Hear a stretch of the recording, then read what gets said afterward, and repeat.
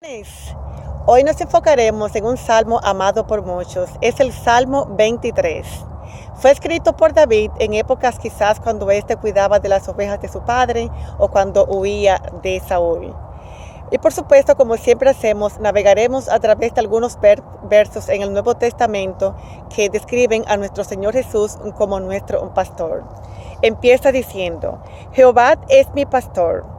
Un pastor es alguien que cuida de sus ovejas, alguien que está pendiente de que éstas coman, que beban, etc. En lugares de delicados pastos me hará descansar, junto a aguas de reposo me pastoreará. He visto documentales de animales que andan a través de una larga jornada con sed y cuando al fin llegan al arroyo a beber, cuando están más relajadas, de un momento a otro surge desde las profundidades de las aguas unos cocodrilos o una serpiente y los ataca. El salmista dice que junto a aguas de reposo me pastoreará. Me imagino a este pastor pendiente de que las aguas estén completamente tranquilas, que no hayan indicios alrededor de las aguas o en las profundidades de las aguas que ataquen a sus ovejas. En este caso, David se refiere, por supuesto, a Jehová. Veamos qué dice Lucas 1:79. Dice que Jesús vino para encaminar nuestros pies por caminos de paz. Jesús, nuestro pastor, vino a encaminar nuestros pies por caminos de paz. Aunque ande en valle de sombra de muerte, no temeré mal alguno, porque tú estarás conmigo. Nota que dice sombra. Me gusta lo que dice el comentario bíblico de Matthew Henry. Dice que la sombra de un animal como el león o una serpiente no te morderá, puesto que es solamente una sombra. En otras palabras, David dice: mira, he estado en circunstancias tremendas, he estado frente a mis enemigos como Saúl, he estado huyendo de las fieras del campo o detrás de las fieras del campo para que no ataquen a las ovejas de mi padre. He estado frente a Goliat, un hombre mucho más fuerte, mucho más grande y más adiestrado en la guerra que yo. Un hombre que tuvo hasta el coraje de maldecirme por sus dioses. O sea que la muerte me ha estado buscando para acabar conmigo, tanto en lo físico como en lo espiritual y en lo emocional. Pero en todo esto, Jehová ha estado conmigo, convirtiendo la muerte en solamente una sombra. Para nosotros los hijos de Dios, también la muerte no es más que una sombra. ¿Por qué? Porque Jesús ya la venció. Veamos qué dice Apocalipsis 1:18. Y el que vivo y estuve muerto, mas he aquí que vivo por los siglos de los siglos. Amén. Y tengo las llaves de la muerte y el Hades. En la cruz la muerte perdió su poder. Ahora Jesús es el único con toda autoridad y con todo poder. De hecho, los creyentes, estamos hablando en Hechos 5:15, creyentes en la iglesia primitiva durante esa época, tenían tanta fe en ese poder, tenían tanta fe de que solamente la sombra de Pedro tenía el poder para sanar a los enfermos. Vemos el gran contraste. La muerte ya perdió su poder, Jesús la venció en la cruz.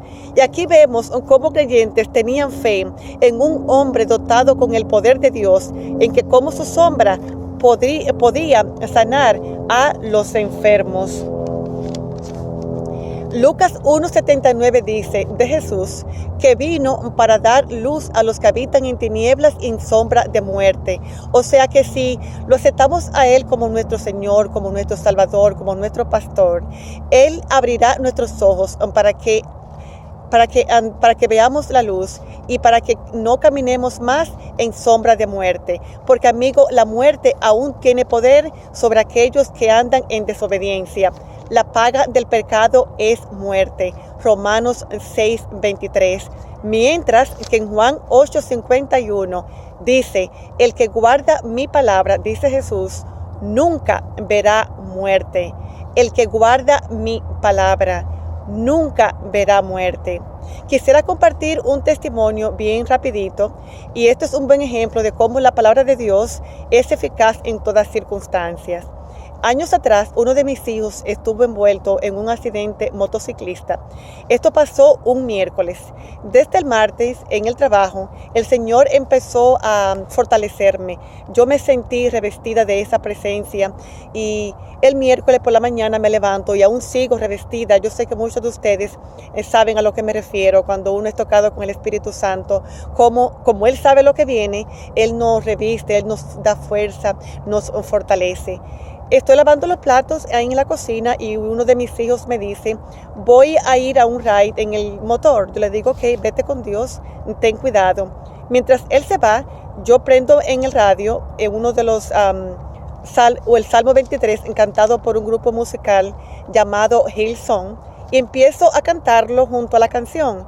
Aunque ande en valle de sombra de muerte, no temeré mal alguno, porque tú estarás conmigo.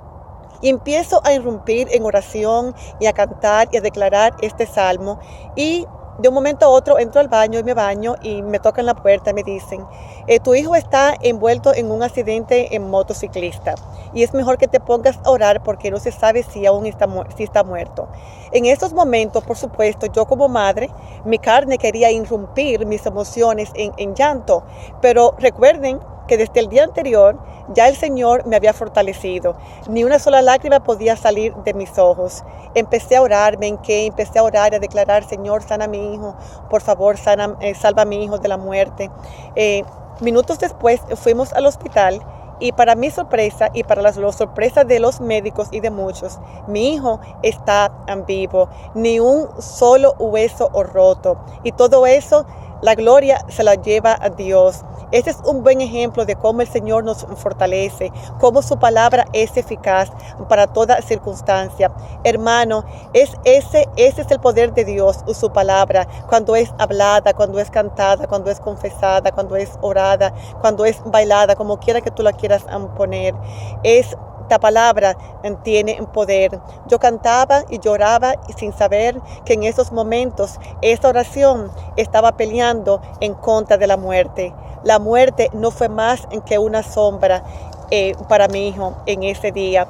Para terminar, Hechos 7, capítulo 7, del 54 al 60, vemos a Esteban a punto de ser apedreado a muerte por causa del Evangelio. Vemos cómo el Señor le muestra su gloria. Se abre el cielo y el Señor le muestra su gloria. Eso es como si el Señor le estuviera diciendo, Esteban, ellos piensan que te van a matar, que tú vas a morir, pero déjame decirte que esto es lo que tú vas a ver cuando tú cierres tus ojos. La muerte no es más que una sombra. Endura, Esteban, que para acá es en que tú vienes. Vemos cómo él entrega a Dios su espíritu, o sea, se rinde porque él sabe que morir en Cristo es ganancia. Luego dice, no tomes en cuenta su pecado, y durmió. Nota que no dice que murió, sino que durmió. Lucas 23:43 dice, en la cruz Jesús le dijo a uno de los ladrones, no sé si se acuerdan de esa historia, Jesús le dice a uno de los ladrones, le dice, hoy tú estarás conmigo en el paraíso. Nota que dice hoy, no dice mañana, ni que tú vas a pasar por el purgatorio, como muchos piensan, sino le dice hoy. Hoy, cuando tú cierres tus ojos, tú estarás conmigo en el paraíso, porque la muerte no es más que una sombra para todos aquellos que creen en Jesús. Estas son ilustraciones verídicas de lo que es morir en Cristo. Filipenses 1, del 21 al 23, vemos a Pablo argumentando, y Pablo dice, para mí el vivir es Cristo y el morir es ganancia. Salmo 116:15 dice, estimada es a los ojos de Jehová la muerte de sus santos. ¿Por qué? Porque esta nos lleva hacia la presencia de Dios. Aunque ande en valle de sombra de muerte, no temeré mal alguno, porque tú estarás conmigo. David tenía fe en el mismo que dijo, yo soy la resurrección y la vida. El que cree en mí, aunque esté muerto, vivirá. Eso está en Juan 11, 25 y 26. Y todo aquel que vive y cree en mí, no morirá eternamente. Y aquí está lo que más me gusta de este verso. Termina diciendo, ¿crees esto? Hasta aquí en el día de hoy, y recuerden que la palabra de Dios es un tesoro y el Espíritu Santo nos da las llaves en cada día para abrirlo. Bendiciones.